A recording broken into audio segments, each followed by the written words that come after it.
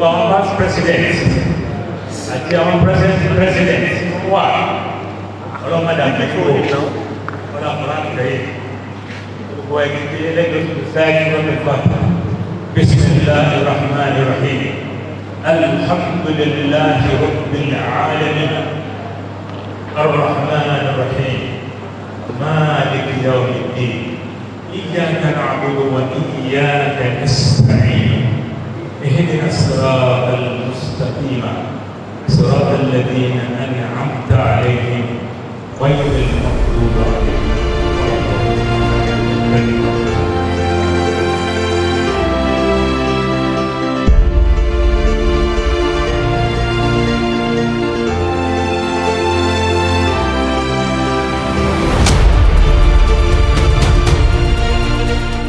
God has said good leadership and good membership.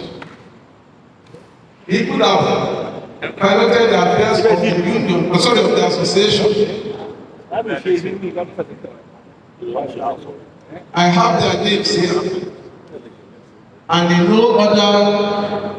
no particular order, I want to announce the names of the past president of the association. Like everyone has said, ọjọ́ ọdún lónìí ọ̀pọ̀lọpọ̀ wá sí ẹ̀kọ́ ní family house ní ibi tí a ti lọ ṣiṣẹ́ ẹran. I'm sure that before along, so many of our invitees will join us. Let me also welcome and recognize my brother, the president of the Lifeline Foundation and chairman of IAPU FCT branch, Alhaji Lukman Atada.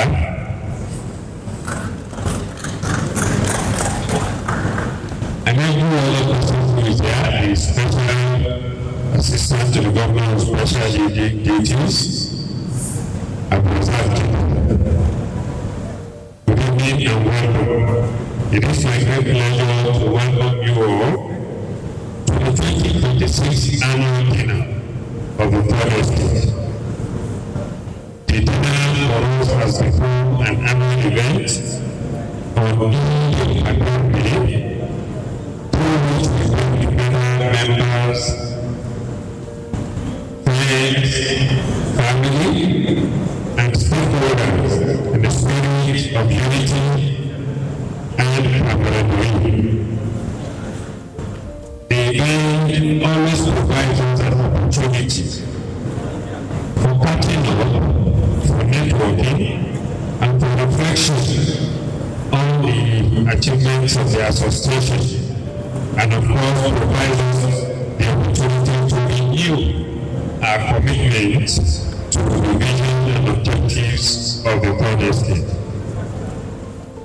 the last 1 year, the Third continued to consolidate its commitments to the development and progress of the Ilorin Emirate through the collective efforts of our members and the dedication of the executive committee and other stakeholders of the association. To sustain our mission of promoting unity, supporting community development, empowering youth, and preserving the rich cultural heritage of the Ilorin Emirate. Some of the highlights of our community interventions in the last 1 year include the annual medical outreach, which we had in December 2025 at the Aisha Buhari Mother and Child Maternity Hospital, Emirate, where free eye treatment and eyeglasses were provided to preserving patients. Professor Hassan, politics, governance, and development in Lagos. Politics, governance, and development in Lagos. Where is the Ilorin Emirate? Thank you, Mr. Moderator. Let me start by thanking the President and executive members of Others for inviting me. Like the MC has said, I've been attending this program for a number of years. There was a time I was invited as a speaker. I went on hike that time, so I couldn't make it. You have asked me a very tough question. A tough question in the sense that you want me to appraise the political, economic, and development, the nexus between among the three. Well, I want to say that upon the creation of the state in 1967, yes, we have talked about the historical background, people wanting the state and not wanting the state. But here we are, the state that goes. Under the military, probably we didn't make much impact because soldiers were being posted to Kwara and they were not necessarily the people of SS. But under public, Fourth Republic, we have seen a situation whereby Ilorin people have occupied commanding rights in the governance of the state. We have proposed governors. We don't know what will happen in the next round of election. We are praying that it should also be an evidence. That's our prayer. Looking at how far we have gone, yes, some of our members have occupied high positions in government. Chief of Staff to the President, we have produced 2 of them. We have produced 3 governors. But the question to ask is, what is there for Ilorin people to celebrate? Have we maximized the opportunity? Are we more integrated now than when an Ilorin person governor of the state? What about require a Ilorin Emirate? Are we improving? I'm not too sure. So what I'm getting at is that both politics and governance need to play so. Because if politics does not develop the community, what else will develop the community? Politics is that strategic vocation that any community can use. But we have had the criminal in Kwara, but what is on ground to celebrate that independence. Each time an Ilorin person is the governor is busy fighting other Ilorin persons.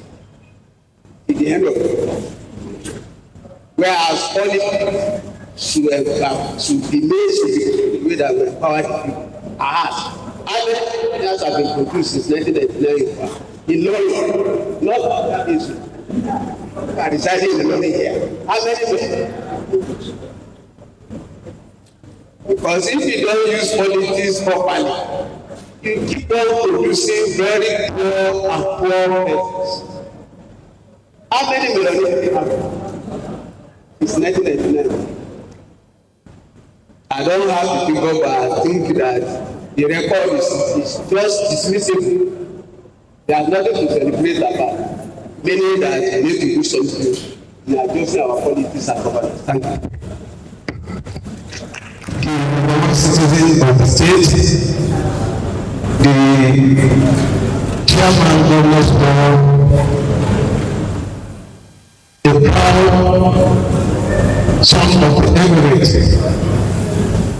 in of the executive governor of our state, and large and the man of the president.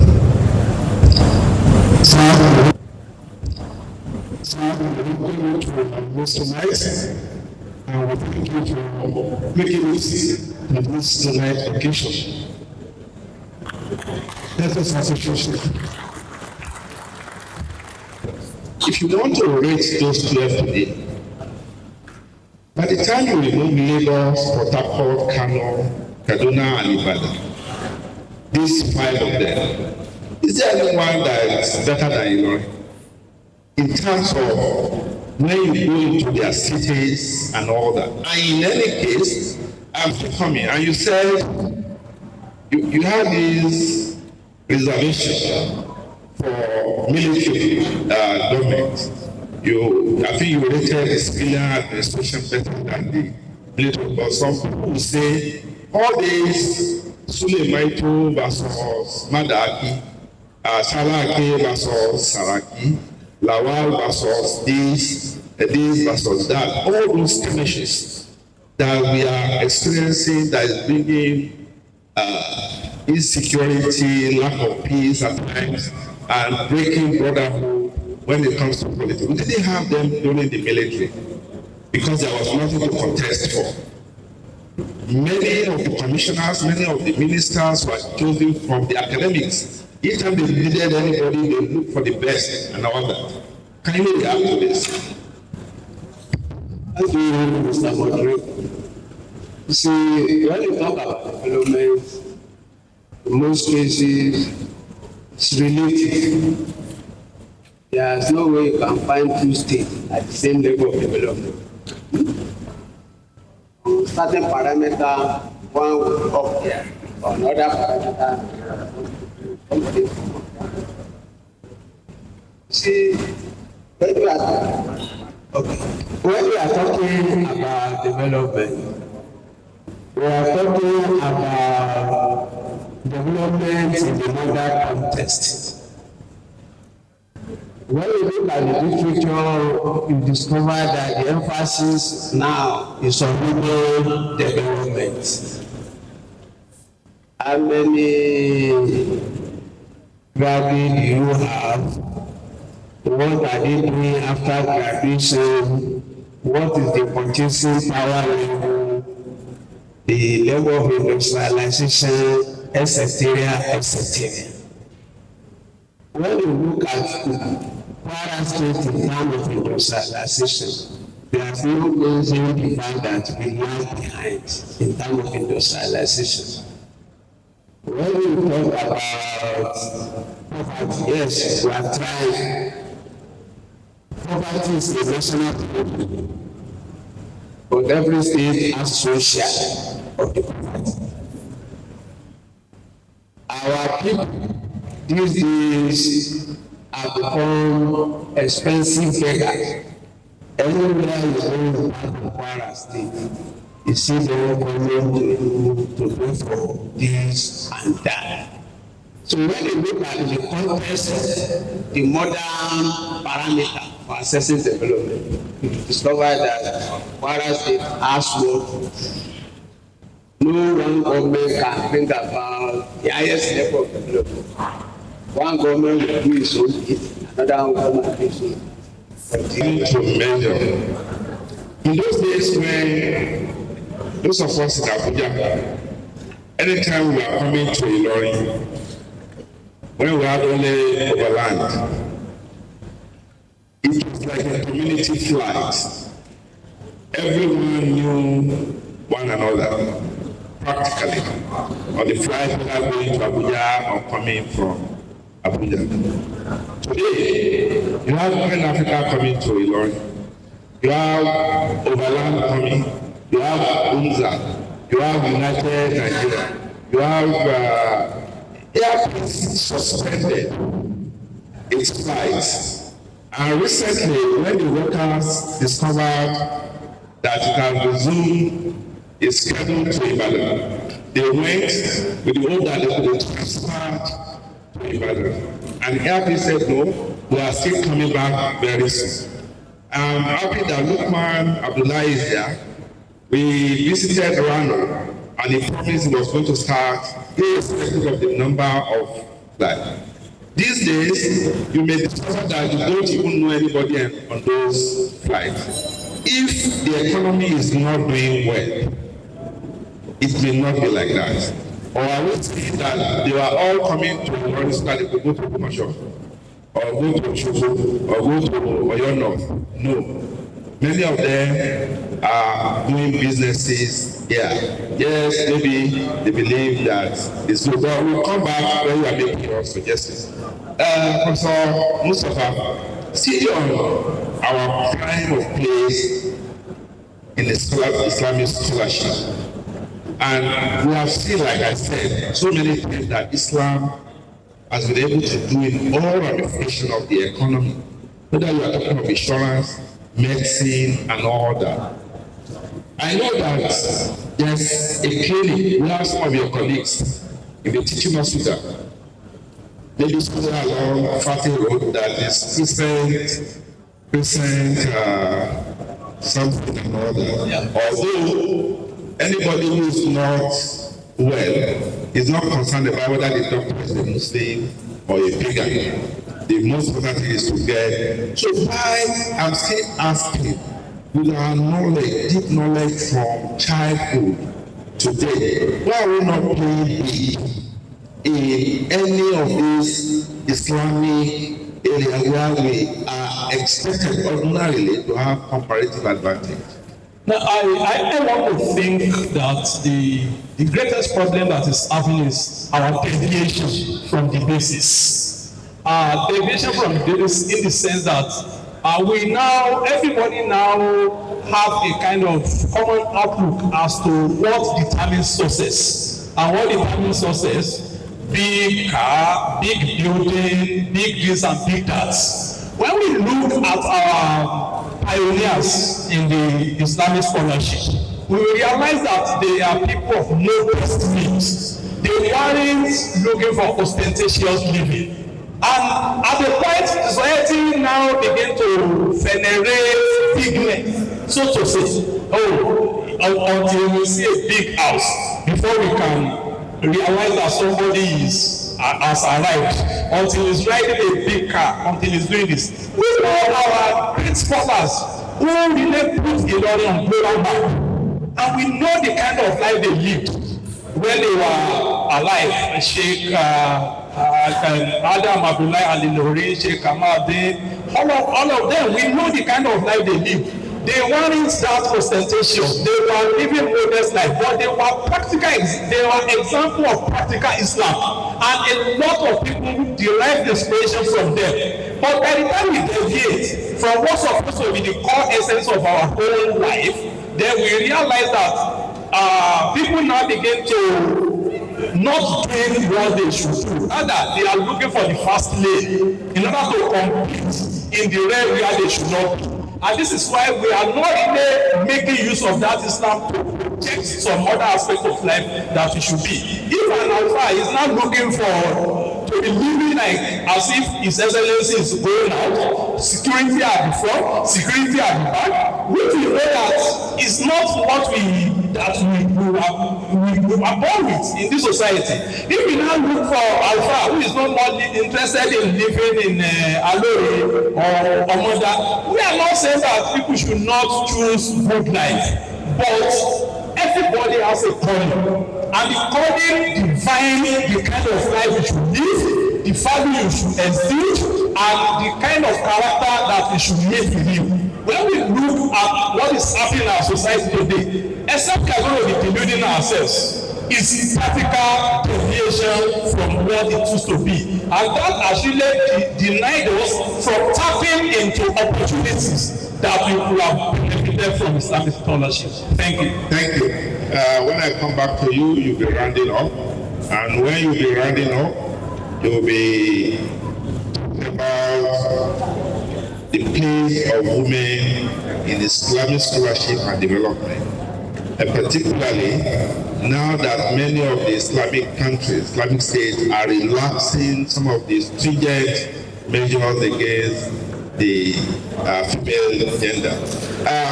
Coming to Professor Asa, like I said in my introduction, we existed before Nigeria. We had governance, we had a system of governance. And our system of governance was not too different from what other Emirates had. And that is why it was easy for the British to govern us using the indirect rule.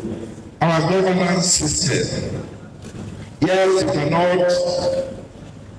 you cannot insulate the politics from it, you cannot insulate, but governance will lead to development. What is your, whether it's military, local government, or federal, and other, what's your take on the kind of governance system that many people have talked about, how very large our bureaucracy is, and since what the former, the man who recommended the reduction in the governance system, since the report, government has not had the political will to do the reduction and all that. What's your recommendation in the area of governance? Before I put forward my recommendations, it's important to know that politics and governance are related. One and why Nigeria is not so well developed is because we have taken long on the first thing, which is politics. We do a lot of politicking and less of governance, and that's why Nigeria is not so well developed. If you look at our governance structure in Kwara and Ilorin in particular, you see that all hands are not on deck. People are transported in different directions. And for development to be brought about, you need people coming together. You need people narrowing down their differences and realizing that what is at stake is the development of the community or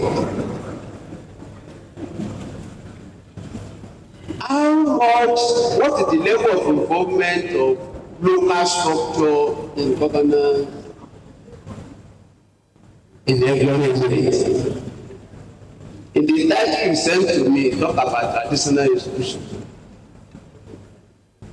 I believe that we can creatively, just as one former governor of Kano State, Sakarau, tried to do in Kano, by breaking down governance to local level, by creating a Shura committee, whereby proposal can develop from bottom to the top, and from the top to the top.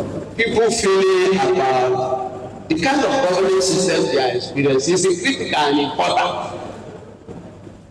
They need to make it so that everybody will be brought to the as long as many structures are not being carried out. Getting their buy-in can only happen through other means. A man I once told a former governor of Kwara State, and I'm happy His Excellency is also here. I've said it to the governor that an average Ilorin man is a very bad person. If you give him money, he will take it. But more important, he needs your recognition. He needs recognition. He will go and buy a he won't mind. But he wants to be consulted. He wants to be carried along. If you formulate a policy or the process of formulating a policy, you try to get the input. They will start to become the owner of the policy, projecting it far and near. But in a case where a policy just nowhere, people are attached to the policy, people are attached to the program, they don't care.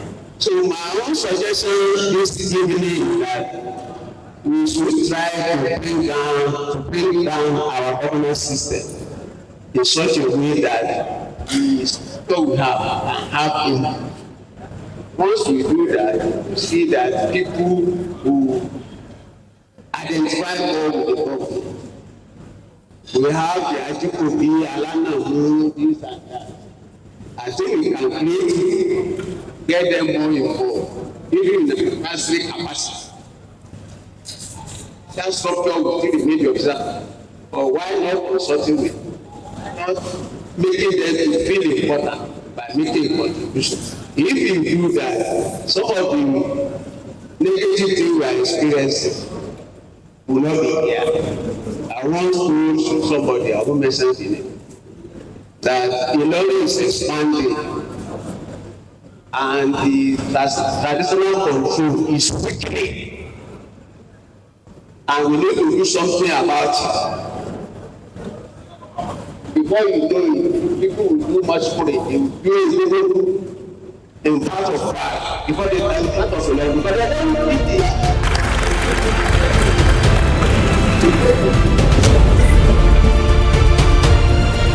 Assalamu alaikum. Mr. President of the Third Estate, distinguished members of the Third Estate, and guests of the Third Estate, maybe I should go from there. We're all living to see today again. We had a wonderful Eid today, and those that went to the Holy Land, may Allah bring them back safely. Well, I think the last time we met was at a hotel in GRA. It was a nice session, and I want to commend the Third Estate for continuous engagement on the issue of Ilorin, on the issue of the Emirate, deepening talks on how to move forward, the issue of poverty, development, politics. Those are essential factors for us to hold on to.